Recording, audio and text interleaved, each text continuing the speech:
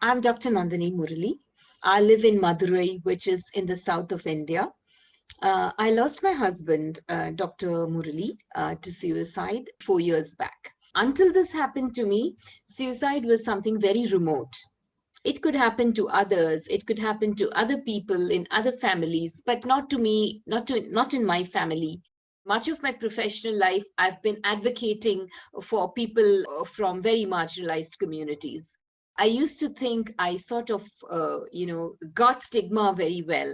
But I must admit that until it happened to me, my understanding of stigma was very cognitive. Conceptually, I was very clear. I knew what it was. I had the textbook clarity and definition. But when this happened to me, I realized stigma is so experiential. Someone impacted had to tell the story. And until then, there was no one in India who had spoken openly about it or written about it.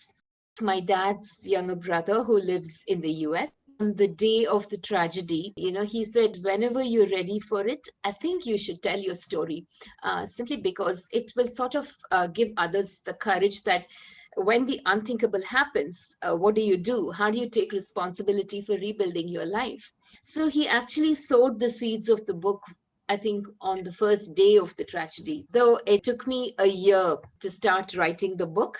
But even before that, I used to journal. And I think the first part of my book is there in my journals. Working on writing the book was very deeply healing and very, very transformative.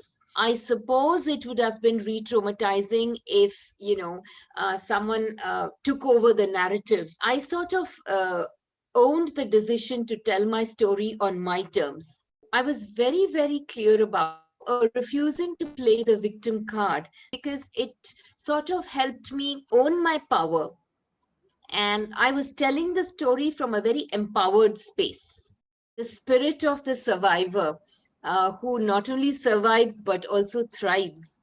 That I think is what my journey has been.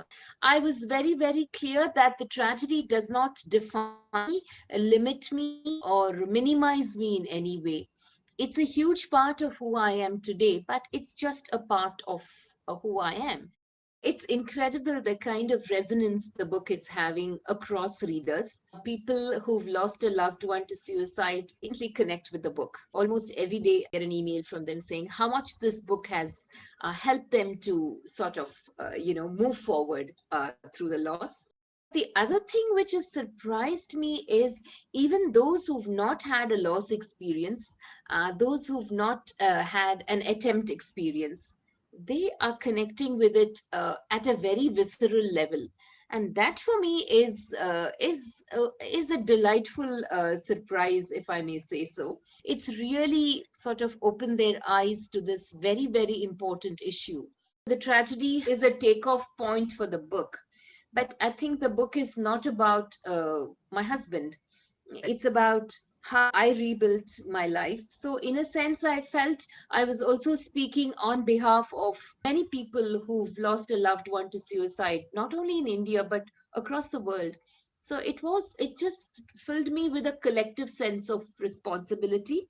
And I said, why not be a voice for the voiceless?